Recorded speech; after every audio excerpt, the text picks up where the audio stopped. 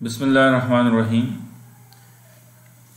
Today's topic is about hashing और may be ये मौजू आपने अपने बीएस के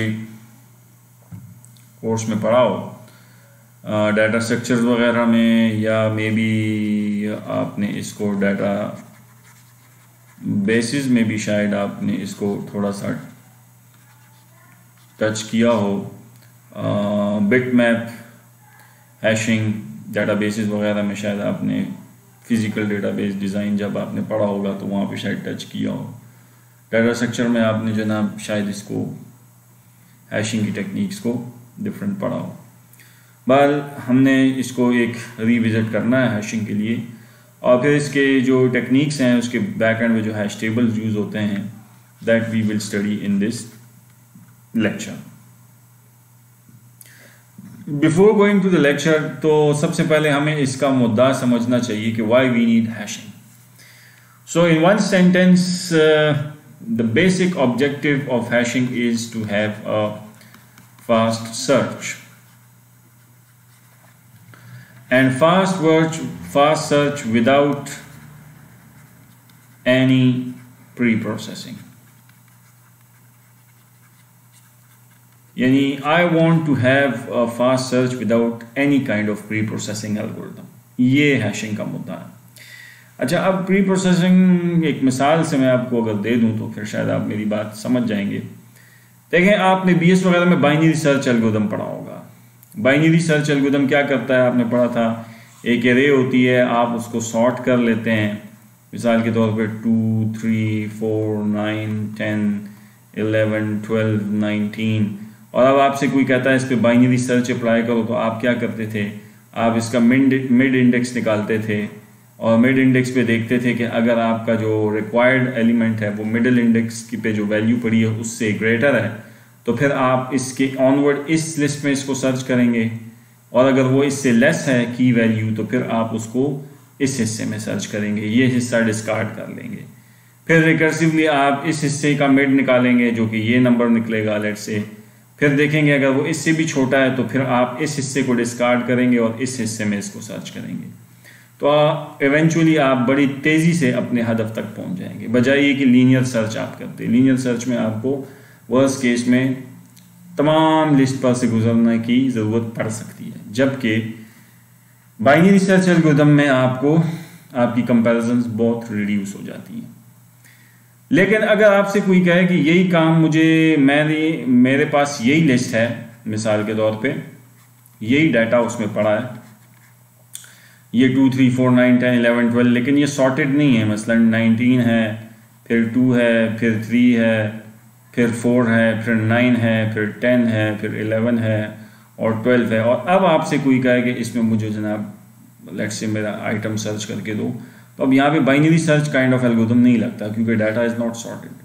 ठीक है, तो अब अगर आप कहते हैं कि मैं इसको प्री प्रोसेसिंग करता हूँ, यानी पहले मैं इस पर सॉर्टिंग एल्गोरिथम लगाता हूँ, तो ज़ाहिर बात है सॉर्टिंग एल्गोरिथम इटसेल्फ कुछ टाइम लेगा, तो that will be a pre processing. और उसके बाद मैं इस पे बाइनरी सर्च एल्गोरिथम लगा के, ये जो मैंने ऊपर किया है सॉर्टिंग करने के बाद, ये डाटा अब सॉर्ट था ना, और फिर मैं बाइनरी सर्च का एल्गोरिथम लगाऊंगा तो फिर तो मैं क्विकली पहुंच जाऊंगा अपने आइटम तक। लेकिन अगर मुझे कोई ये कहे कि नहीं, आपको प्री प्रोसेसिंग करने की ज़रूरत नहीं है, आप कोई ऐसा क्विकेस्ट वे मुझे बताएं कि फास्ट सर्चिंग भी हो जाए और मुझे प्री प्रोसेसिंग भी ना करनी पड़े, यानी विदाउट एनी प्री प्रोसेसिंग मुझे आप कोई जो है ना क्विकेस्ट सोल्यूशन इसका मुझे जो है ना दें। ठीक है जी, तो अब जो है इस तरह का जो काम अगर हमने करना होगा, for this kind of thing we need hashing techniques, for which we can say that I want to avoid also any pre processing algorithm as well, और मैं चाहता भी at the same time fast search भी चाहता हूँ eight the same time.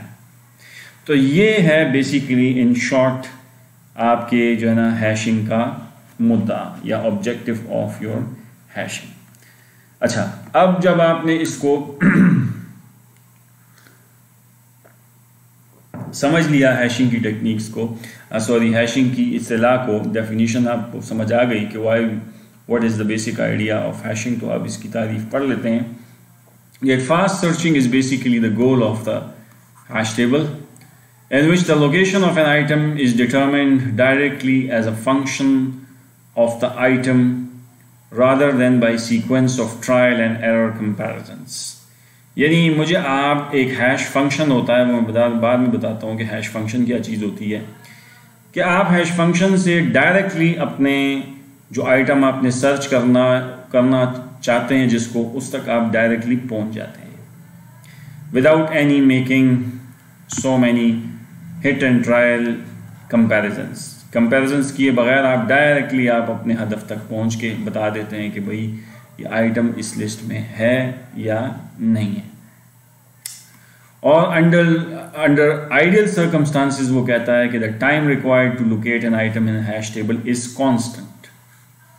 यानी वो जो आइटम्स इसमें, लेट्स से अगर इस हैश टेबल में n आइटम्स हैं और मैंने आपको कहा कि मुझे बताओ कि ये फलानी वैल्यू 19 वैल्यू इस हैश टेबल में या इस एरे में, इंटीजर की एरे में है कि नहीं है, तो आप मुझे कांस्टेंट टाइम में, मतलब n कंपैरिजंस के बगैर मुझे 5 कंपैरिजंस में या 1 कंपैरिजन में कांस्टेंट हमेशा, चाहे n कुछ भी हो जाए, मुझे एक फिक्स्ड अमाउंट ऑफ कंपैरिजन में कांस्टेंट टाइम में मुझे बता देते हैं.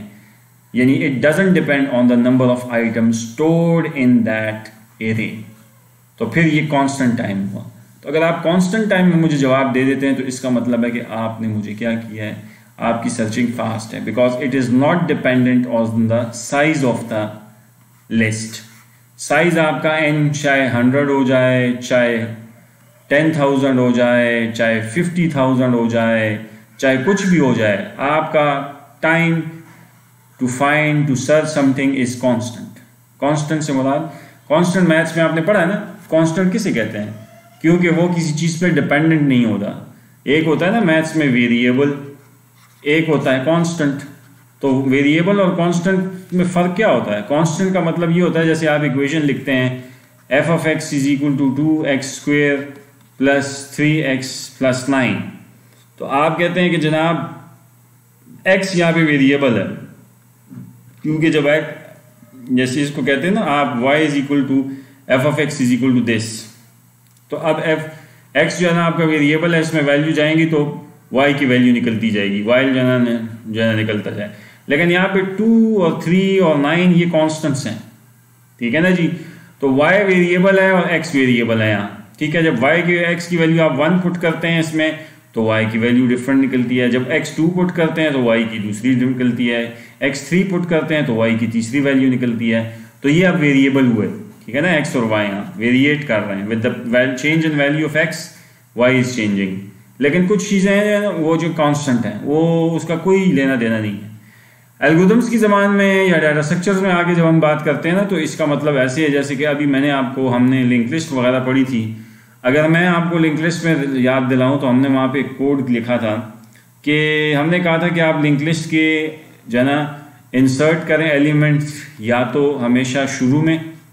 मिसाल के तौर पे ये अगर लिंक लिस्ट बनी हुई है और इसमें n आइटम्स हैं ये, और आपसे कोई कहे कि हमेशा लिंक लिस्ट के हेड पे नोड ऐड करो जब भी इंसर्ट का फंक्शन कॉल हो, तो वो क्या करेगा, वो temp is equal to new node करेगा, temp के नेक्स्ट में हेड डालेगा और ये जो पुराना हेड है इसको अपडेट करके यहाँ से उठा के कहाँ ले जाएगा, इधर temp पे ले आएगा. तो ये 3 काम उसको करने पड़ेंगे विदाउट बॉदरिंग कि what is the size of the n. यानी साइज ऑफ द लिस्ट पे ये बात डिपेंडेंट नहीं है. साइज ऑफ लिस्ट पे ये डिपेंडेंट नहीं है.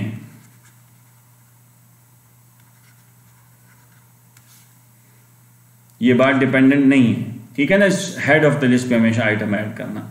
तो हम कहेंगे कि ये जो है ना आपका जो है ना लिंक लिस्ट में इंसर्ट हमेशा क्या टाइम लेता है, कांस्टेंट टाइम. क्यों? क्योंकि अगर इस लिंक लिस्ट में 100 एलिमेंट्स होते तब भी आपका हेड पे इतना ही टाइम लेता. अगर इसमें 50 के एलिमेंट्स होते तो भी इतना टाइम लगता. अगर इसमें 100 के होते एलिमेंट्स होते तो भी इतना टाइम लगता. लेकिन अगर मैं आपसे कहता कि नहीं इस लिंक लिस्ट में एक फलाना आइटम सर्च करो और फिर उसके बाद नोड ऐड करो, तो अब टाइम कांस्टेंट नहीं था। अब अगर 50 के एलिमेंट्स हैं तो वर्स्ट केस में शायद वो सारे 50 के एलिमेंट्स सर्च करने के बाद ऐड करे नया नोड। अगर 100 के है तो फिर उसको शायद 100 के कंपैरिजंस करने के बाद नोड ऐड करना पड़े। तो अब ये वाला सिचुएशन जो मैंने अभी बताया, सेकंड सिचुएशन, इसमें टाइम कांस्टेंट नहीं है। अब यहाँ पे टाइम वेरिएट कर सकता है। समझ आई? तो हमारा मुद्दा हैशिंग का क्या है? हैशिंग का मुद्दा ये है कि your time should be constant, searching time should be constant. आपने फास्ट सर्चिंग इंश्योर करके देनी है अगले को, और कोशिश करना है कि वो सर्चिंग इतनी तेज हो कि उसका टाइम जो है ऑलमोस्ट कांस्टेंट हो। ये हमारा ऑब्जेक्टिव है हैशिंग का। तो लेट्स सी कि अब हम इस चीज़ को देखते हैं कि कैसे वी कैन अचीव। आया ये अचीवेबल है, नहीं है, या क्या किस हद तक अचीवेबल है।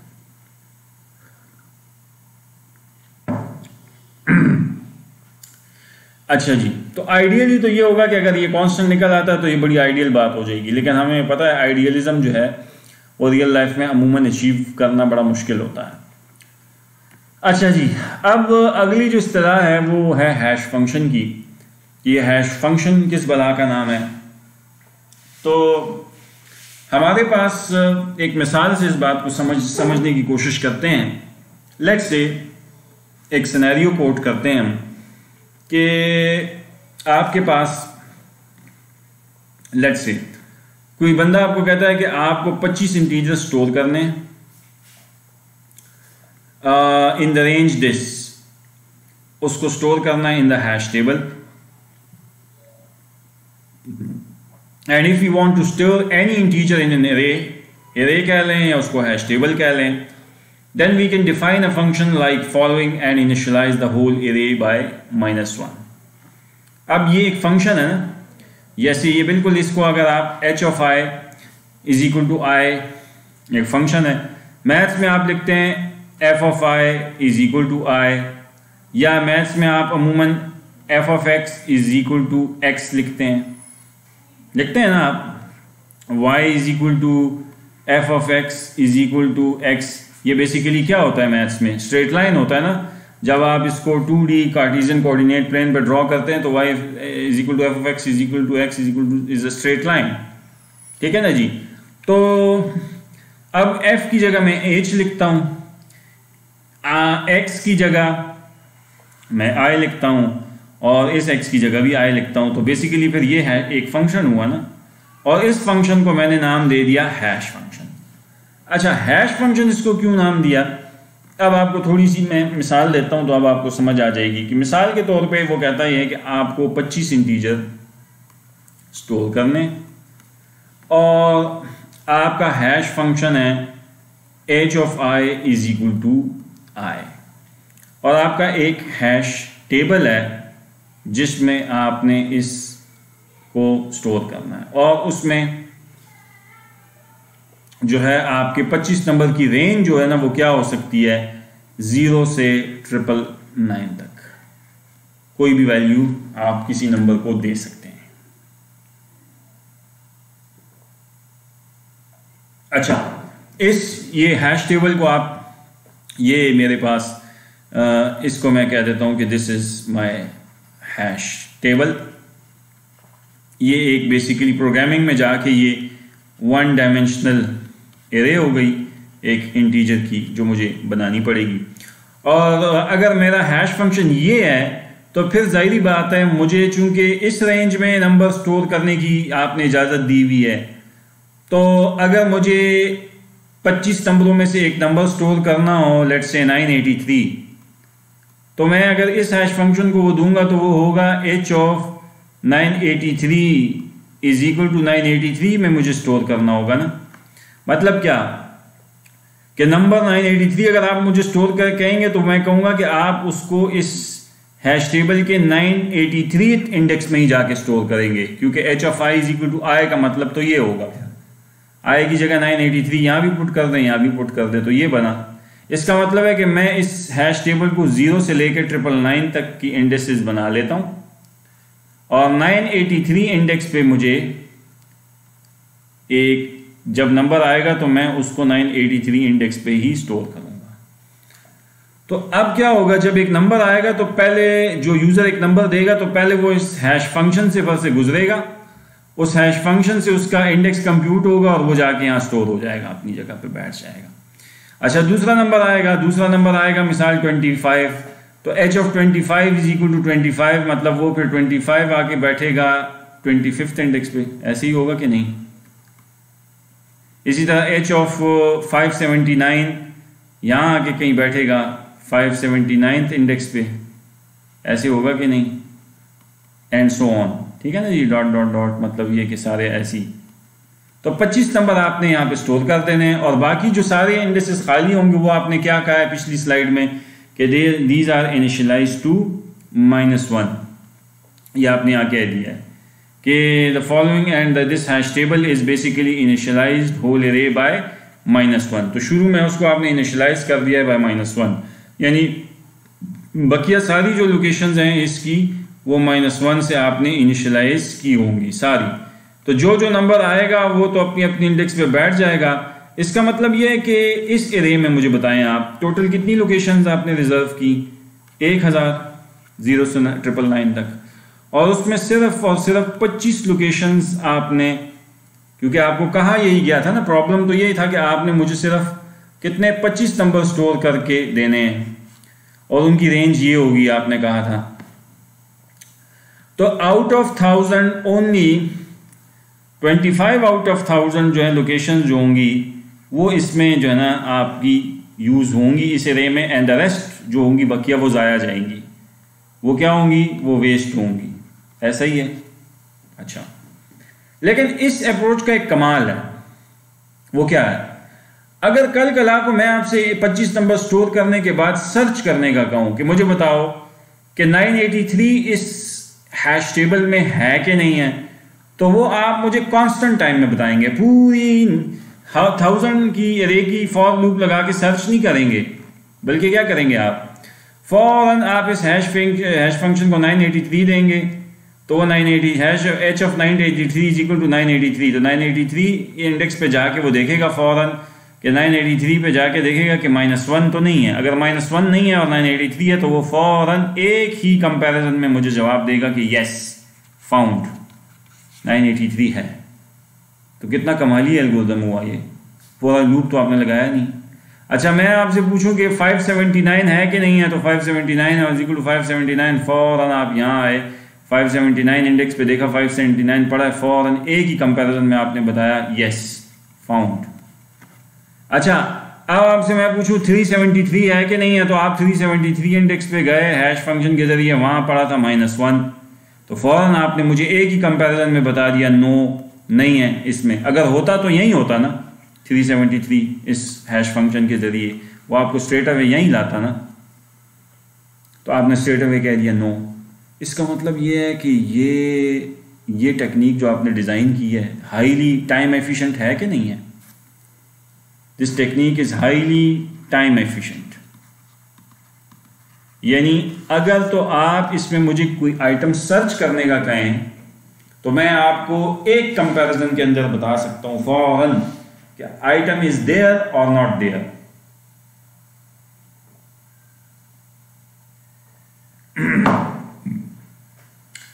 ऐसा है कि नहीं है, ठीक है। लेकिन इस टेक्निक में मसला एक बहुत बड़ा क्या है,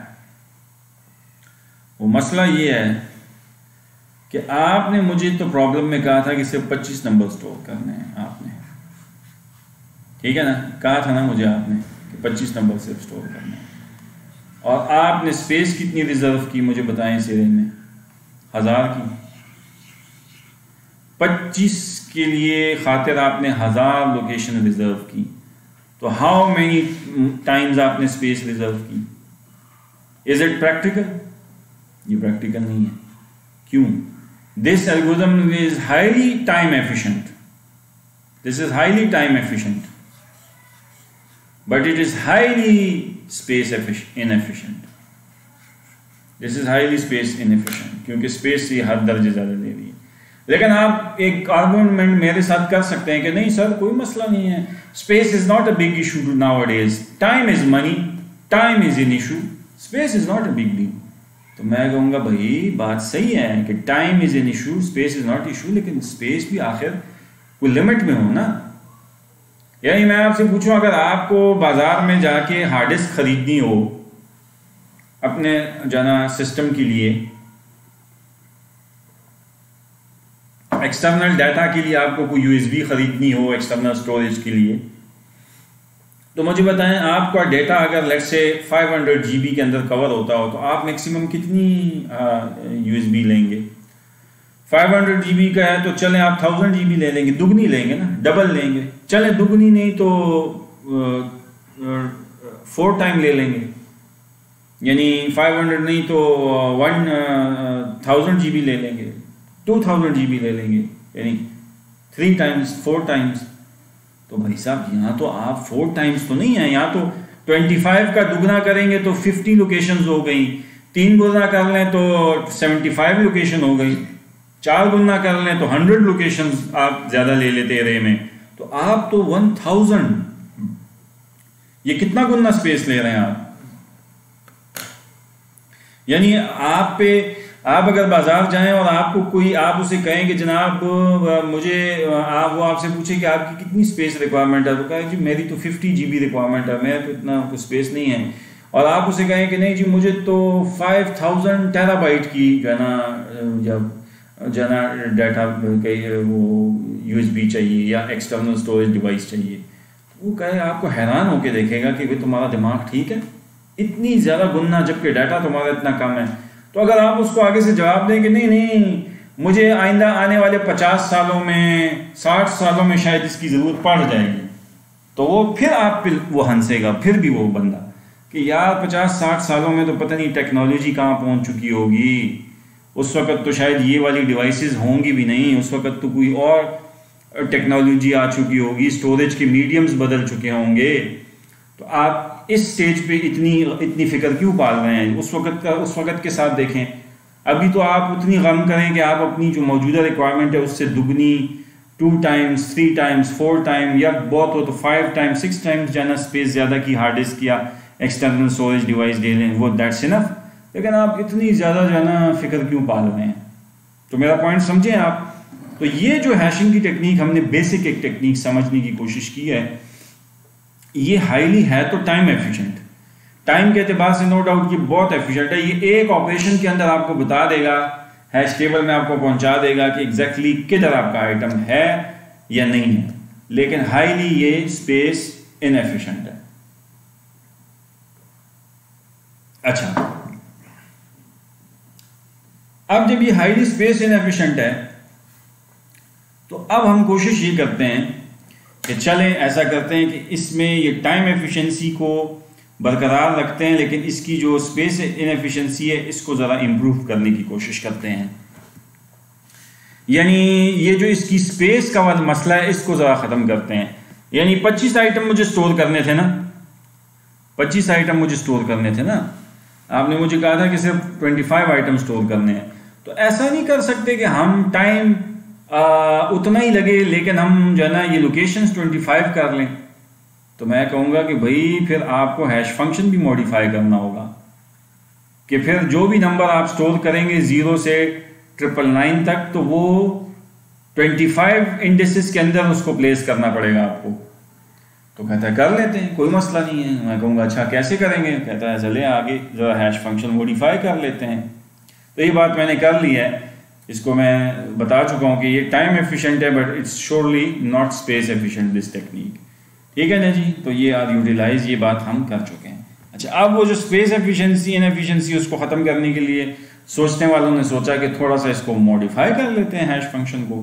आपकी जो स्पेस का मसला इस हैश फंक्शन में था उसको हम मॉडिफाई करके ये कर लेते हैं, तो ये स्पेस का मसला आपका हल हो जाएगा। क्योंकि अब ये वाला फंक्शन जो है ना, आप जो भी नंबर मुझे देंगे ना वो रिमाइंडर जो देगा ना तो उसकी रेंज आई की हमेशा यही निकलेगी 0 से 24। क्योंकि अब आप जो भी नंबर देंगे ना मुझे 0 से 999 तक, वो उसका मॉड 25 निकालेगा। सही है ना? मसलन ये कि 975 आप मॉड 25 निकालेंगे, तो इसका मॉड 25 निकालेंगे तो इससे क्या आएगा? रिमाइंडर 0 आएगा कि नहीं? 974 जब आप मॉड 25 करेंगे तो इससे क्या आएगा? 24 आएगा कि नहीं? तो अब क्या होगा, आप कुछ भी नंबर ले लें, ये इसकी वैल्यूज, सारों की वैल्यूज जो होंगी ना वो किस में आएंगी? इस रेंज में आएंगी, 0 से 24 की। तो कहेगा कि बस ठीक है ना, अब आपकी सारी जितनी भी वैल्यूज हैं 0 से 999 तक जो मुमकिन वैल्यूज हैं, उन सब को मैंने इस रेंज के अंदर जो है ना बाउंड कर लिया कि नहीं। तो अब आप क्या करें, एरे बना लें 0 से 24 की, यानी जितने आपको आइटम स्टोर करने थे उतनी की एरे बनाएं, ताकि एग्जैक्टली अब आपको उतनी ही स्पेस लेनी पड़े जितने आपको आइटम स्टोर करने थे। और आपको कितने आइटम स्टोर करने थे? 25। तो 25 आइटम स्टोर करने के लिए आपको थोड़ा सा हैश फंक्शन आपने मॉडिफाई किया, और अब आपका जो है ना हाईली ये जो है ना स्पेस एफिशिएंट हो गया ये प्रॉब्लम। थोड़ा सा आपने हैश फंक्शन मॉडिफाई किया, h ऑफ i से इज इक्वल टू i से उसको i मॉड 25 कर दिया। ठीक है जी। अच्छा, अब जब आपने ये किया तो अब जरा आप देखें दोबारा इसको। अब मैं उसको फिर ड्रॉ करता हूं। अब आपने क्या किया कि अब आपके पास जनाब यहाँ पे नंबर्स आपने कितने स्टोर करने थे? 25। रेंज उनकी क्या थी? 0 से 999 तक, ये रेंज थी उनकी। अच्छा, अब आपने उसको जो है ना 0 से आपके 24 तक, क्योंकि अब आपका हैश फंक्शन क्या है? h of i is equal to i mod 25। अब आप मैं पिछली मिसाल लेता हूं, जब h ऑफ 373 आएगा तो वो इसमें स्टोर जाएगा, तो h of 373 is equal to 373 mod 25 से क्या आएगा? ठीक है ना जी। देखें 350 तो पूरा 25 पे तकसीम हो जाएगा ना, फिर अगला 350 के बाद 375 पूरा तकसीम होगा ना, तो 373 है, तो इससे इसका मतलब है रिमाइंडर 23 आएगा। तो आपको 23 इंडेक्स पे क्या स्टोर करना होगा? 373। अच्छा, अब मुझे आप बताएं कि h ऑफ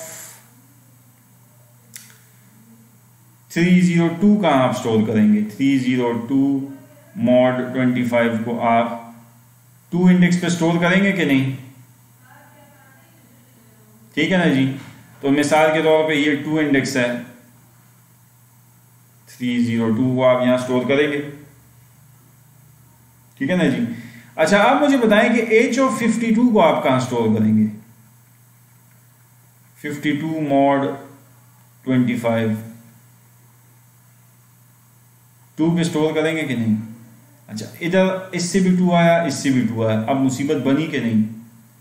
ये दोनों क्या कहां जाके स्टोर होने की कोशिश करेंगे? 2 इंडेक्स पे। लेकिन 2 इंडेक्स पे तो ऑलरेडी एक बंदा बैठा हुआ है जाके, जिसका रिमाइंडर भी 2 आया था और इसका भी 2 आया है। अच्छा, अब इस टेक्निक में बस ये एक मसला है जिसका आपने अब हल ढूंढना है। क्यों? क्योंकि ये टेक्निक है हाईली, अब क्या स्पेस एफिशिएंट, तो ये बना दिया आपने इसको, ये टेक्निक स्पेस एफिशिएंट तो बन गई। ठीक है ना, इसमें तो कोई शक नहीं है। लेकिन टाइम की मैं बात बाद में करता हूं, लेकिन गजब यह है कि इसमें स्टोरेज का एक इशू आएगा कि इसमें रिमाइंडर्स, अब आपके जो 0 से 999 तक कुछ नंबर, जो 25 नंबर आप स्टोर करेंगे, उनके रिमाइंडर्स क्या हो सकते हैं?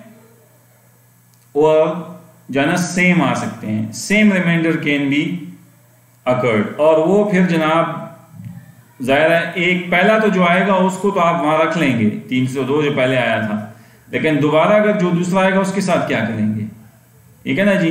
तो उसका हल अब मैं बाद में बताता हूँ कि उसको क्या करेंगे, लेकिन अदरवाइज ये टेक्निक और कोई अगर इस मसले का हल कि इसके दूसरे के साथ क्या करेंगे अगर उसका हल मैं दे दूँ तो अदरवाइज ये पिछली टेक्निक से बहुत बेहतर होगा स्टिल। क्यों? क्योंकि पिछली टेक्निक तो बहुत इम्प्रैक्टिकल थी ना, वो तो 1000 लोकेशंस पहले रिजर्व करती थी। ये तो कम से कम स्पेस तो एफिशिएंट है क्योंकि ये एग्जैक्टली 25 लोकेशन रिजर्व कर रही है, जितनी रिक्वायर्ड है उतनी कर रही है। ठीक है जी। अच्छा, अब हम ये मसला लेके जब चलते हैं तो जनाब इसको थोड़ा सा मैंने हैश फंक्शन मॉडिफाई किया तो मेरी स्पेस वाला प्रॉब्लम सॉल्व हो गया। अच्छा, स्पेस वाला प्रॉब्लम भी जब सॉल्व हो गया, अब आ जाएं जी आगे। तो अब ये इसने क्या किया, अब ये यहाँ पे यही बता रहा है कि जनाब the integer 52 is thus stored in table 2। क्यों? क्योंकि 52 का जब 25 से रिमाइंडर आया तो 2। इसी तरह similarly 129 500 are stored in location 4 0 23 and 24 respectively. ठीक है ना जी। वो इसी हैश फंक्शन पे आप दें तो ये अकॉर्डिंगली इन लोकेशंस पे स्टोर होते चले जाएंगे। ठीक है जी। अब आते हैं कोलिजन स्ट्रेटजीज। तो कोलिजन अब किसे कहते हैं? कोलिजन इसे कहते हैं कि ये जो दो वैल्यूज, दो सेम रिमाइंडर जब आते हैं किसी नंबर के तो वो कोलाइड होते हैं सेम इंडेक्स पे, इसको कहते हैं कोलिजन अकर्ड। क्यों? क्योंकि इन दोनों का रिमाइंडर सेम आ रहा है और वो दोनों चाहते हैं कि हम इस इंडेक्स पे स्टोर हूं। ठीक है ना। इसका रिमाइंडर भी 2 आ रहा है, इसका रिमाइंडर भी 2 आ रहा है। It means they are colliding at index 2, so collision occurs. Collision occur हुई है इंडेक्स नंबर 2 पे। तो अब हम आगे ये अब पढ़ते हैं कि जब कोलिजन अकर होगी तो क्या करेंगे हम। यानी अब जब, और ये खाली जरूरी नहीं है कि एक दफा हो, मतलब इसके बाद भी एक और नंबर भी आ सकता है। मिसाल के तौर पे 77 अगर आया तो एक तीसरी कोलिजन हो जाएगी, क्योंकि एज ऑफ 77 क्या होगा, 77 मोर 25 इज अगेन 2, तो एक तीसरी दफा भी एक कोलिजन होगी फिर। तो अब इसको क्या कहां स्टोर करेंगे आप? अच्छा, एक बात तो तय है, आप मुझे बताएंगे टोटल तो आपने 25 नंबर्स ही स्टोर करने हैं ना, है कि नहीं? और टोटल लोकेशंस भी इस एरे में 25 है। तो क्या ख्याल है आपका, ऐसा ना करें कि इनको जिनकी कोलिजन अकर हुई है इनमें से पहले वाले को तो सेकंड इंडेक्स पे ही रख लें और इन बकिया को कहाँ रखें? उनके साथ हमसाए में जो खाली प्लॉट है उसमें रख दें। तो अगर मैं इस 52 को इस 302 के साथ वाले प्लॉट में रख दूं तो क्या ख्याल है, इसको मैं यहाँ रख दूं 52 को और 77 को उसके साथ वाले प्लॉट में रख दूं, क्योंकि मुझे ये पता है कि टोटल तो 25 ही नंबर्स हैं और 25 से ज़्यादा होंगे नहीं। तो ये जना डब्बे जितने हैं उतने ही नंबर आएंगे, चाहे कोलिजन हो या ना हो, नंबर तो मैंने 25 ही स्टोर करने हैं। समझ आ रही है बात? इससे ज़्यादा तो मुझे डब्बे स्टोर करने का कोई कहेगा ही नहीं। वो अलहदा बात है कि एक पॉइंट इसमें है कि आप दूसरे नंबर की जगह पकड़ रहे हैं। 77 अब इंडेक्स नंबर 3 और 4 की पकड़ रहा है एक्चुअली, जिन नंबर्स का रिमाइंडर 4 आ रहा है उधर 77 पकड़ लिया है। ये ऐसे ही है इसकी मिसाल कि मिसाल के तौर पे आपका एक ट्रक का सामान आ रहा हो, रात को कहीं से वो लोड हुआ है और वो आपके घर हैदराबाद में आपका घर है और वो रात को 3 बजे पहुंच जाए और आपको इतला दिए बगैर वो चला है और रात को 3 बजे वो आपको बेल करेगी, जी आपका सामान आ गया है, आप इसको अनलोड करें। तो वो कहेगी जी यार मुझे पहले बताते, मैं इसका कोई गम करता, इसके लिए जगह बनाता, अब मेरे पास तो जगह भी नहीं है, मैं इसको कहाँ अनलोड करूँ। यानी कोई इसमें जो ना मिसाल के तौर पे कोई बोरियां हैं, सीमेंट की बोरियां आ गई हैं, अब मैं इसको कहाँ अनलोड करूँ, मेरे पास तो जगह नहीं है। मैं तो इसके लिए कोई स्टोर कमरा खाली करता, कोई जगह बनाता, वहाँ इसको अनलोड करते आप। तो अब मजबूरी है, ट्रक वाला कहेगा जी मेरे लिए तो आप जगह बनाओ, मुझे तो आप जगह खाली कर को जो भी करते हो रोड पे मैं या उतार के दूंगा, मेरे तो ट्रक खाली करके जाना है। तो हम क्या करते हैं, आप देखें दिमाग, हमारा इंसानी दिमाग क्या कहता है, हम यही करेंगे कि अच्छा घर में जगह नहीं है तो साथ वाले खाली प्लॉट में, अगर खाली प्लॉट है तो उसमें उसको हम अनलोड कर देंगे। आपने भी यही किया है कि नहीं, 302 के रिमाइंडर 2 आया है तो उसको तो आपने 2 वाले इंडेक्स पे ही जगह दी है, लेकिन जो 52 आया है, जो ट्रक आपका आया उसका रिमाइंडर भी 2 आया, तो आपने उसको 7 वाले प्लॉट में जो आपके घर के उसमें जगह दी है, इंडेक्स नंबर 3 की घर। असल में वो किसी और का घर है, असल में वो किसी और का प्लॉट है, लेकिन आपने फिलहाल अपनी बोरियां वहां लोड कर दी कि चलो सुबह उठ के देखेंगे, फिलहाल तो तुम इसे यहाँ अनलोड करो ना, फिर देखेंगे कल इसके साथ। वो जब कोलिजन होगी तो फिर देखेंगे। कोलिजन का क्या मतलब है कि सुबह जब इस प्लॉट का मालिक आएगा और वो कहेगा कि भाई ये किसने मेरे प्लॉट में बोरियां रखी हैं, ये कहें, तो फिर सुबह सुबह देखेंगे, अभी रात को तो मसला हल करें। तो ये बिल्कुल ही ऐसा ही काम हमने यहाँ किया है, समझ आ रही है। कोलिजन का फिलहाल हमने हल क्या निकाला है कि जो साथ में इमीडिएट कोई खाली लोकेशन है उसमें इसको रख दो। अच्छा, अब आप कहेंगे कि अगर साथ वाली लोकेशन जो प्लॉट है उसमें भी खाली जगह नहीं है, यानी घर है, तो फिर हमने क्या किया, आपने उस साथ वाले घर के जो साथ दूसरा खाली प्लॉट था उसमें जाके जनाब आपने इंडेक्स नंबर 4 में जो है ना वो रख दिया। यही करते हैं ना आप, तो ये देखें आपने इधर यही किया कि 77 आया, उसका रिमाइंडर 2 आया, तो आपने फिर साथ जो आपके साथ वाला जो घर था वो खाली नहीं था, तो उसके साथ जो दूसरा प्लॉट था उसमें जाके आपने बोरियां अनलोड कर दी। वो क्यों? क्योंकि आप सेंस ऑफ सिक्योरिटी भी चाहते हैं। आप उसको ये नहीं कह सकते कि मैं उसको जाना जाके दूसरी गली में किसी दूसरे फेज में जाके इसको जाके अनलोड करो, ये भी आप रिस्क नहीं ले सकते। आप वो अपनी आंखों के सामने उसको अपने करीब करीब कहीं अनलोड ही करेंगे ना। तो बिल्कुल यही काम हम यहाँ कर रहे हैं, ठीक है जी। इसको हमने क्या कहा कि हमने कोलिजन का फिलहाल एक हल निकाला है। अच्छा, अब इस हल के जो कॉन्सिक्वेंसेस होंगे वो क्या होंगे, तो थोड़ा अब उस पर बात करते हैं कि फिलहाल इस कोलिजन को जो हमने सोल्यूशन निकाला है वो उसके साथ हम क्या होगा। अच्छा, अब वो कोलिजन की स्ट्रेटजीज हैं, ये मैंने एक तो बता भी दी है, इसको अब दोबारा वो भी बताएगा अपनी ज़बानी, तो इसको पढ़ लें आप कि there is an obvious problem with the preceding hash table that collision में अकर 77 जो है वो भी हैश होगा 2 पे, और जहाँ पे 52 ऑलरेडी पड़ा हुआ है, क्योंकि दोनों से रिमाइंडर, इन दोनों से रिमाइंडर क्या आएगा, 2 आएगा। इसी तरह in the same way many other values में collide at a given position, for example 2, 27, 102, और या इन सारे वो नंबर जो 25 के मल्टीपल्स होंगे और +2 उनके साथ करेंगे, तो वो सब के सब लोकेशन नंबर 2 में जाके वो हैश होंगे।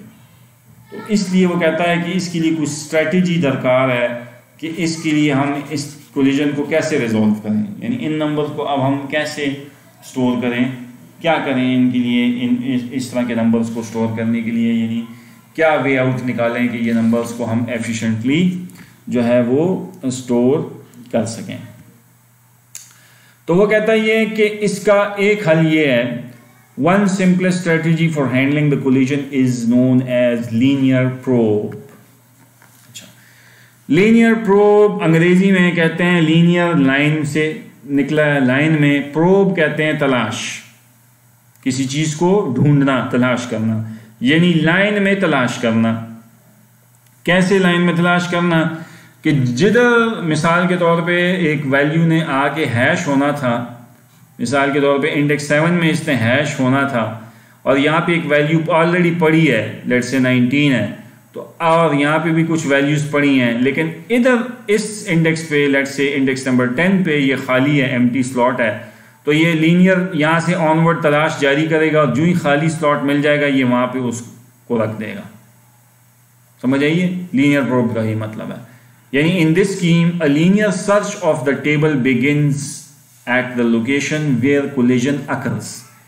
जब 7 पे कोलिजन अगर अकर हुई है तो 7 से ऑनवर्ड वो लाइन में लीनियर तलाश शुरू कर देगा। नीचे 8th इंडेक्स चेक करेगा, अगर वहाँ एम्प्टी स्लॉट है तो वहाँ डाल देगा, वहाँ अगर एम्प्टी नहीं है तो 9 में देखेगा, अगर वहाँ भी एम्प्टी नहीं है तो 10 में देखेगा, अगर वो एम्प्टी है तो बस वहाँ रख देगा, अगर वो भी एम्प्टी नहीं है तो नीचे जाता जाएगा, ठीक है, नीचे लोकेशंस तक तलाश जारी रखेगा until an empty slot is found in which the item can be stored। लेकिन डेफिनेटली अभी आपको समझ आ गई होगी कि वो जो जिस जगह ये आइटम स्टोर किया जाएगा वो इसकी अपनी लोकेशन की जगह तो नहीं होगी, वो डेफिनेटली इसने किसी दूसरे आइटम की जगह पकड़ी होगी, यानी वो एक्चुअली कोई आइटम दूसरे होगी। मिसाल के तौर पे अगर आपने 15th इंडेक्स पे स्टोर किया है तो ये किसी ऐसे आइटम की जगह आपने पकड़ी है जिसका नंबर का यानी मॉड 25 आप करें तो उससे रिमाइंडर 15 जिसका आता है, ये असल में उसकी नंबर की जगह आपने पकड़ी है। लेकिन चूंकि वो नंबर अभी तक आया नहीं है तो आपकी खुशकिस्मती है, वो प्लॉट खाली है, तो आपने जाके उधर अपना नंबर लगा दिया है।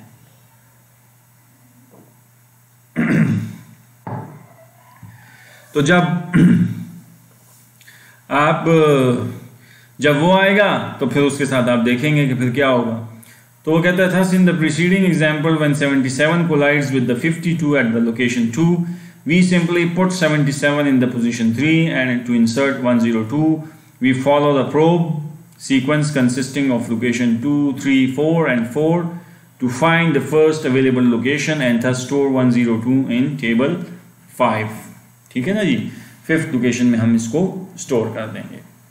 अच्छा, अब इसमें एक सिचुएशन आ सकती है कि मिसाल के तौर पे एक टेबल है जो अगर उसकी एक वैल्यू है, मिसाल के तौर पे ये इंडेक्स 7 है और ये इंडेक्स नंबर 10 है 0 से, और यहाँ पे ये -1 है ये वैल्यू सारी, और यहाँ पे वैल्यू भी कोई पड़ी है 13 है या 14 है या 19 है और या 27 है, मिसाल कुछ मैं रख रहा हूँ। अब एक नई वैल्यू आती है जिसका रिमाइंडर जो है ना 7 आता है, तो वो तो पहले यहाँ हैश होगी ना, तो वहाँ तो 13 पड़ा है, तो लीनियर प्रोब में वो क्या करेगा, नीचे तलाश करेगा। तो नीचे जब जाएगा तो इधर भी वैल्यू पड़ी है, तो फिर इधर से नीचे जाएगा, इधर भी पड़ी है, इधर जाएगा, इधर भी पड़ी है, तो यहाँ तो एरे ख़त्म हो गई। अब क्या करेगा वो, तो अभी तो आपकी एरे में 25 तो पूरी लोकेशंस पूरी ही नहीं हुई, आपने तो 25 आइटम स्टोर करने थे, जबकि अभी तक तो सिर्फ 1, 2, 3, 4 सिर्फ फिल हुई हैं। लिहाजा वो सर्कुलर एरे इसको ट्रीट करेगा। अच्छा, फिर शुरू से आएगा और फिर वो 0th इंडेक्स अगर -1 पड़ा है तो फिर इस वैल्यू को इधर आके स्टोर करेगा और इस तरह से चलेगा। ठीक है जी, तो ये सर्कुलर एरे इसको ट्रीट करेगा। ये वैसी है जैसे हमने एरे को ये वो क्यू डाटा स्ट्रक्चर याद करें आप, क्यू को हमने सर्कुलर एरे को एरे यूजिंग जो है ना क्यू डाटा स्ट्रक्चर जब पढ़ी थी तो वहाँ पे हमने एरे को सर्कुलर एरे ट्रीट किया था। ठीक है ना जी, तो वो बॉटम ऑफ द टेबल पे जब कहता है तुम पहुंच जाओगे तो फिर तुम we continue at the first location. For example 123 stored at location 1 since it collides with 273 at location 23 and the probe sequence 23, 24, 01 locates the first empty slot at position 1।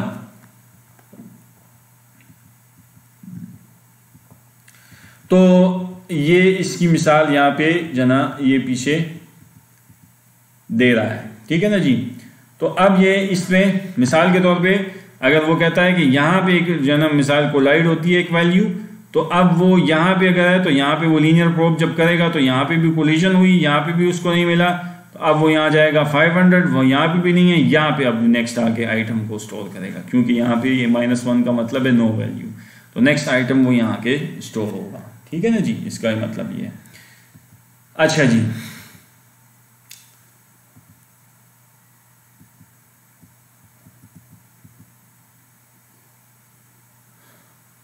ठीक है जी। So if the search reaches the bottom of the table we continue at the first location. ठीक है जी।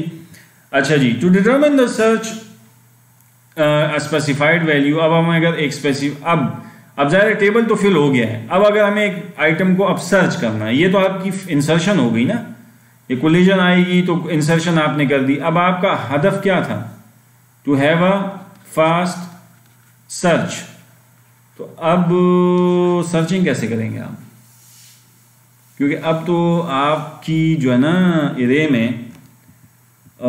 यानी ये जो है ना इसमें मुझे बताइए कि इंडेक्स हर इंडेक्स पे ज़रूरी तो नहीं है कि वही नंबर बैठा होगा जो उसका रिमाइंडर वही हो। ठीक है, मसलन बाज़ इंडेक्स पे जो है ना कोई दूसरी वैल्यू भी बैठी हो सकती है ना, जो कोलिजन के नतीजे में बैठी होगी, तो अब क्या होगा, तो कहेगा कोई मसला नहीं है। अब होगा क्या, आप पहले जनाब जो नंबर आएगा ना, मतलब h of i is equal to i mod 25 करेंगे ना, तो मसलन अब अगर h ऑफ 83 है तो 83 मॉड 25 करेंगे, तो इससे क्या आएगा, 23 आएगा। 23 इंडेक्स पे जाएंगे, वहाँ आपको क्या मिला 273, तो 273 इसलिए मिला क्योंकि वो भी तो उसका भी मॉड तो 23 है ना। लेकिन अब आप यहाँ से लीनियर प्रोब तलाश करेंगे, क्योंकि अब आप इस उम्मीद पे आगे जाएंगे कि शायद मैंने इस 83 को आगे कहीं स्टोर किया हो, क्योंकि वो कोलिजन अगर जब आती है इंसर्शन के वक्त तो आपने उसको लीनियर प्रोब के जरिए कहाँ स्टोर किया होगा, आगे। तो मोस्ट प्रोबेबली अगर वो आगे आपने स्टोर किया होता तो कहाँ स्टोर किया होता, 2073 फिर 49, फिर इधर आप गए होंगे 503 और -1 होता तो इधर आपने मोस्ट प्रोबेबली 83 को स्टोर किया होता ना, अगर तो किया होता। लेकिन ये -1 ये किस बात की दलील है कि 83 यहाँ पे स्टोर नहीं हुआ, अगर होता तो फिर यही होता। अच्छा, अब जब सर्च करना कोई बंदा आएगा 83 को तो वो क्या करेगा, वो तो इसी फंक्शन के थ्रू आएगा। वो पहले इस लोकेशन पे आएगा, वहाँ देखेगा 273 है, नहीं है, नीचे आएगा 49 नहीं है, ऊपर जाएगा 500 नहीं है, नीचे आएगा -1 नहीं है, तो यहाँ रुक जाएगा, सर्च रुक जाएगी। क्योंकि अगर 83 ने होना होता तो यही होता ना, और कहाँ जाता है 83, क्योंकि वो तो यहीं से उसकी रिमाइंडर, यहाँ सबसे पहले 83 का रिमाइंडर मॉड 23 आया, वो यहाँ जाता, यहाँ जगह नहीं थी तो यहाँ जाता, यहाँ जगह नहीं थी तो यहाँ जाता, यहाँ जगह नहीं थी तो यहाँ लगता, क्योंकि यहाँ -1 है। तो सिर्फ 4 कंपैरिजन करके आपको पता लग गया कि सर्च नॉट फाउंड। तो अब आप थोड़ा सा मुझे सोच के बताएं कि लीनियर सर्च से तो बार कैफ ये तेज़ हुआ ना, लीनियर सर्च के मुकाबले में ये टेक्निक तो तेज़ हुई, क्योंकि लीनियर सर्च में तो बार कैफ अगर मैं आपको कहूँ कि 83 ढूंढ के बताओ इस एरे में, तो आप 0 से ले के पूरी 24 इंडेक्स तक सारी एरे सर्च करके मुझे बताएंगे कि नहीं। कितने कंपैरिजन करेंगे आप लीनियर सर्च में, 25। और इस टेक्निक के ज़रिए आपने मुझे कितनी कंपैरिजन्स के बाद मुझे फ़ौरन बता दिया कि 83 is not there in this array, only 4।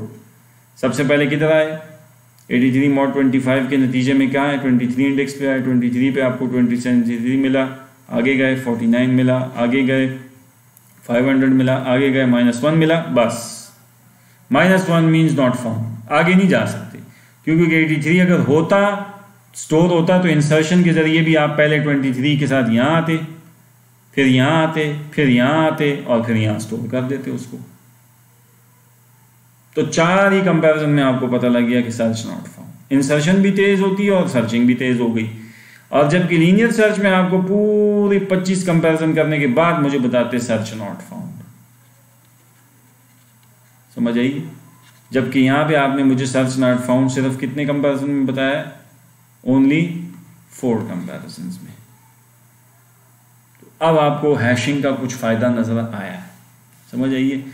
और टाइम का आपको भी कुछ समझ आया कि सर्चिंग यहाँ फास्ट हो गई है और स्पेस हाईली, ये टेक्निक जो है ना क्या है, स्पेस क्या है, स्पेस एफिशिएंट है, हाईली स्पेस एफिशिएंट है। क्योंकि 25 ही नंबर्स आपको स्टोर करने थे और 25 ही लोकेशंस आपने इस एरे में रिजर्व किए हैं कि नहीं, इससे ज़्यादा तो नहीं की। तो 25 ही लोकेशन आपने पकड़ी हैं और 25 ही आपको ने जो है ना उसमें आइटम्स रखने थे। लिहाजा ये टेक्निक हाईली स्पेस एफिशिएंट भी है और लीनियर सर्च के मुकाबले में ये क्या है जो है ना टाइम कॉम्प्लेक्सिटी के एतबार से भी, यानी इसकी जो है ना कंपैरिजन्स भी उससे कम होंगी, जल्दी आपको बताएगा। लेकिन बार कैफ ये वो ओरिजिनल एल्गोरिथम जितना टाइम एफिशिएंट नहीं है। ओरिजिनल हैश फंक्शन क्या था आपका, याद करें। ओरिजिनल हैश फंक्शन जो था ना इसका h of i mod 25 का, वो था h of i = i। ये ओरिजिनल जो था वो क्योंकि इसमें तो आप सिंपल एक कंपैरिजन में मुझे बता देते थे, एक कंपैरिजन, ओनली 1, ठीक है ना जी, ओनली 1 कंपैरिजन में आप मुझे बता देते थे कि आइदर आइटम इज देयर और नॉट देयर। क्योंकि आपने वहाँ पे इस फंक्शन के लिए क्या किया था, आपने इस फंक्शन के लिए मेरे जो है ना 0 से 999 तक की लोकेशंस बनाई थी कि नहीं। आपने ये 0 से 999 तक की लोकेशंस बनाई थी ना इस फंक्शन के लिए। h of i = i के लिए कितनी लोकेशंस रिजर्व की थी, 1000 की लोकेशंस। तो ज़ाहिर है फिर इतनी जब आपने ज़्यादा स्पेस पकड़ ली थी तो ज़ाहिर है इसने तो हाईली टाइम एफिशिएंट होना था, क्योंकि ज़ाहिर है जब एज ऑफ 83 आपको मालूम करना था तो वो 83 पे ही, तो आप 83 इंडेक्स पे जाते सिंपल, और 83 पे अगर 83 मिल जाता था तो आप कहते सर्च फाउंड, नहीं मिलता यानी -1 होता अगर इसकी जगह तो आप कहते थे नॉट फाउंड। एक कंपैरिजन, वन कंपैरिजन।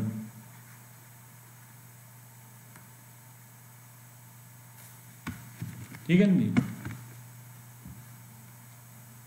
इस सूरत में ओनली वन कंपैरिजन। तो अब ये चीजें आपको कुछ समझ आ गई कि ये एल्गोरिथम था highly time efficient but highly space inefficient. जो दूसरा हमने थोड़ा सा हैश फंक्शन मॉडिफाई किया तो वो क्या था, जब h of i is equal to i mod 25 किया तो ये जो था that was highly space efficient. 25 ही लोकेशंस मैंने रिजर्व करनी थी, आइटम स्टोर करने थे, और 25 ही लोकेशन मैंने रिजर्व की, highly space efficient. But time में ये भी काफी हद तक बेहतर था in comparison with linear search. यानी लीनियर सर्च से ये फिर भी बहुत बेहतर है। पागलों की तरह ये फॉर लूप में ब्लाइंडली ये नहीं है कि 0th इंडेक्स से जाएगा और 25th लोकेशन तक सर्च करेगा और एंड में मुझे कहेगा जनाब कि जी वो तो मिला नहीं, सर्च नॉट फाउंड। ना ना ना ना, ये तो इंटेलिजेंट है। क्या करता है ये, पहले हैश फंक्शन में जाके फौरन जंप करता है उस इंडेक्स पे, उधर देखता है, क्या पता वहाँ पहले ही -1 पड़ा हो, तो -1 मिलने का क्या मतलब है कि वहीं पे स्ट्रेट अवे इसने कह दिया क्या, सर्च नॉट फाउंड। एक कंपैरिजन में।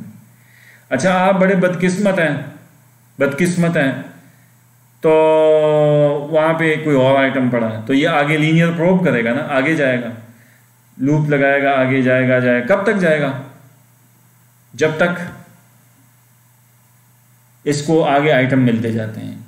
तो एक सूरत आएगी कि एंड ऑफ द लिस्ट पे आ जाएगा, तो फिर इसको आप दोबारा कहाँ पे लेके जाएंगे, 0th इंडेक्स पे ले जाएंगे, टॉप ऑफ द एरे से शुरू करेंगे। और कब तक लेके जाएंगे, जब तक इसको -1 नहीं मिल जाता। जो ही -1 मिलेगा फिर वहां रुक जाएंगे, कहेंगे सर्च नॉट फाउंड, क्योंकि -1 मिलने का मतलब यह है कि बस वो नहीं है। अगर होता तो ये -1 की जगह वो आइटम ही मिलता आपको, क्योंकि -1 मीन्स कि आइटम इज नॉट देयर, क्योंकि -1 ना होने का मतलब होता कि यहीं पे वो स्टोर होता। तो कुछ आपको फेयर आइडिया हो गया है कि आइटम जो है ये लीनियर सर्च से बाहर कैफिए जाना काफ़ी बेहतर है स्टिल। अलबत्ता इसका वर्स्ट केस जो है ना वो लीनियर सर्च के बराबर हो सकता है एक सूरत में, और वो भी ज़रा सुनते जाएं। आखिरी बस एक बात इसमें कि एक वैल्यू है, मिसाल के एक सिनेरियो गौर से सुने। आपके इस एरे में 24 आइटम स्टोर हो चुके हैं, 24 आइटम स्टोर हो चुके हैं, और यानी इधर -1 है 22 इंडेक्स पे, और बाकी सब पे कोई वैल्यू पड़ी है। मसलन यहाँ 88 है, यहाँ 77 है, यहाँ 97 है, यहाँ 27 है, यहाँ 33 है, यहाँ 28 है, वगैरह वगैरह। सिर्फ यहाँ एक -1 है। तो एक -1 का मतलब यही है ना कि इसमें 24 आइटम स्टोर हो चुके हैं आउट ऑफ 25। ठीक है, अब एक 25th आइटम आना है, और इसका हैश फंक्शन क्या होगा, h of i is equal to i mod 25। ठीक है जी। अच्छा, अब एक फंक्शन, एक नंबर आना है, और वो नंबर है लेट्स से 83। तो मुझे बताएं 83 mod 25 से क्या रिमाइंडर आएगा,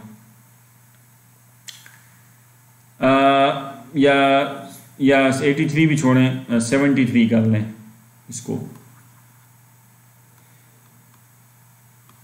ज़रा प्रॉब्लम बड़ा सही हो जाएगा, स्पेसिफिक हो जाएगा। हाँ जी, h of 73 is equal to 73 mod 25 से क्या आएगा, 23। अब आप किस इंडेक्स पे जाएंगे इसको ढूंढने? 23 इंडेक्स पे।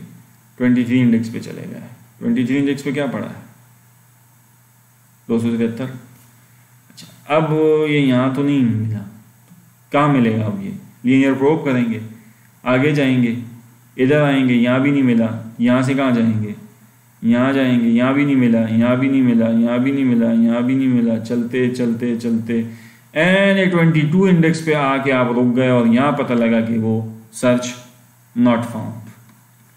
आपने कितनी कंपैरिजन की? n कंपैरिजन ऑलमोस्ट की कि नहीं की? क्योंकि आप 23 से घूम के 22nd इंडेक्स पे आके रुके, तो टोटल जितने अरे की लिस्ट थी उतनी ही घूमी। और ये वो बदतरीन सूरत है कि जिसमें आपके कंपैरिजन लीनियर सर्च के बराबर हो जाते हैं। यानी ये वो सूरत है जब आपके कंपैरिजन लीनियर सर्च के बराबर हो जाते हैं। लेकिन आप मुझे बताएं इसकी प्रोबेबिलिटी कितनी होगी, कि कितनी बदकिस्मत हैं आप कि ये तीन कंडीशन एक जगह जमा हो जाए। एक ये कि एक तो आपके आइटम सारे फेल्ड हों, यानी 1-1 पड़ा हो पूरी एरे में, 1-1।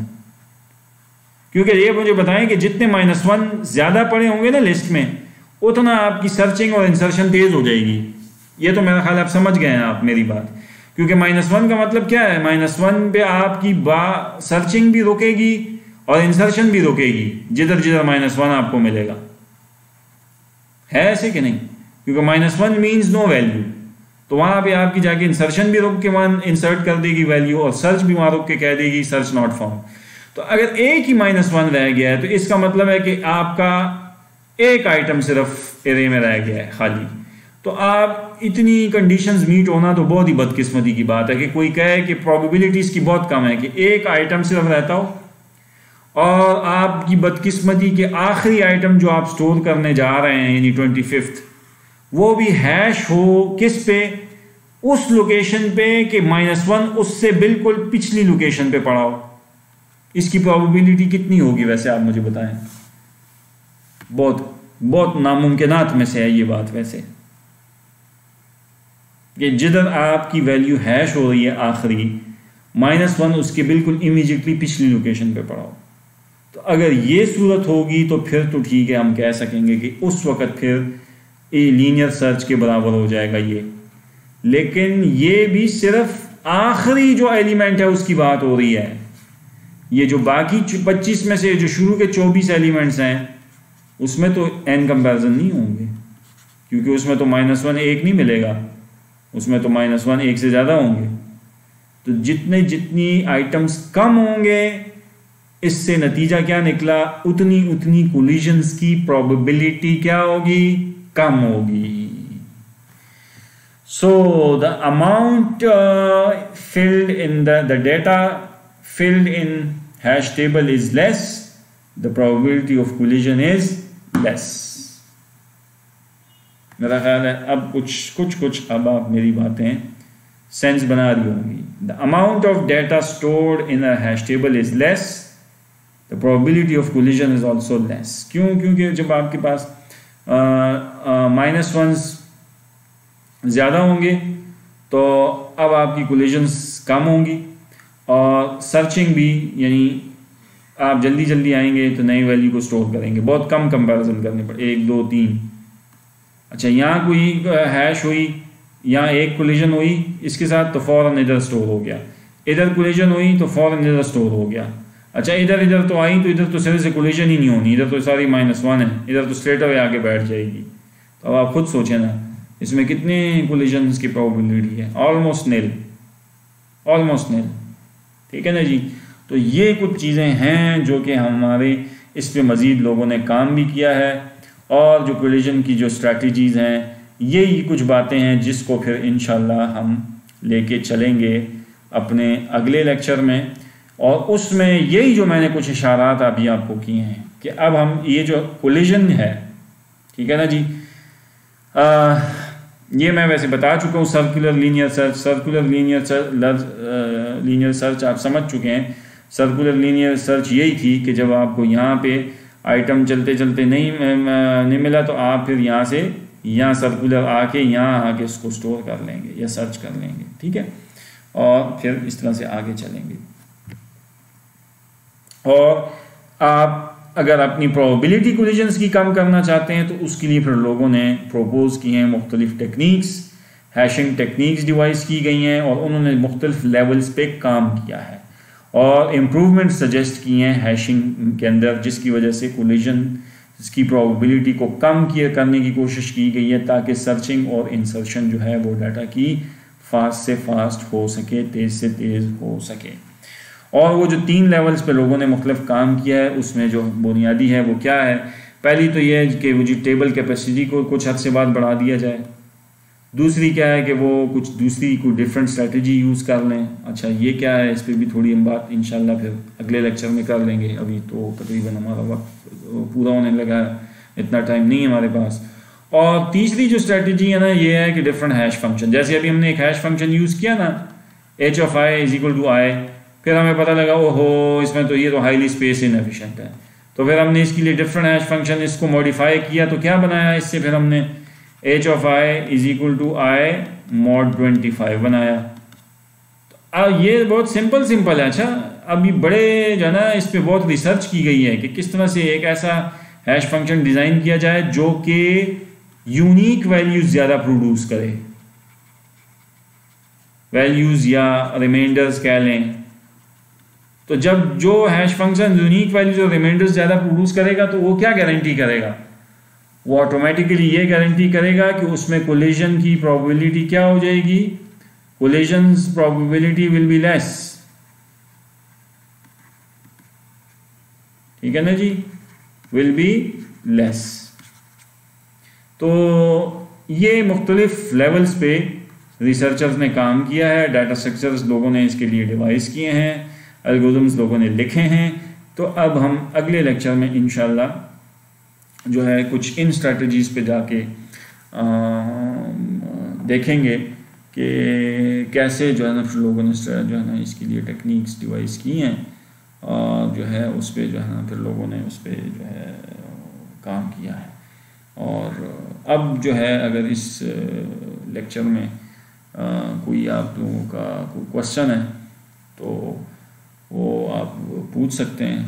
अगर ये हैशिंग या कोलिजन टेक्निक्स या ये जो हैश फंक्शन है या हैश टेबल है या हैशिंग का जो बुनियादी आइडिया है क्या है, इसमें अगर कोई चीज़ आपको समझ नहीं आई है तो वो आप मुझसे पूछें। इंशाल्लाह मैं कोशिश करूँगा कि मैं आपको पूरी तरह से सेटिस्फाई करूँ, क्योंकि ये बहुत ज़रूरी है ये इसको समझना, क्योंकि बेसिक चीज़ें अगर हैशिंग की बेसिक्स नहीं समझ आएगी तो हैशिंग की आगे बहुत सी टेक्निक्स हैं, डिटेल आपको मुख्तलिफ कोर्सेज में मिलेंगी, तो फिर वो वहाँ पे भी समझने में फिर ज़रा मुश्किल होती है, क्योंकि बेसिक्स मजबूत हों तो फिर आगे बंदा बड़ा जल्दी पिक करता है चीज़ों को। तो बहरहाल मैं इसको लेक्चर को यहाँ रोकता हूँ।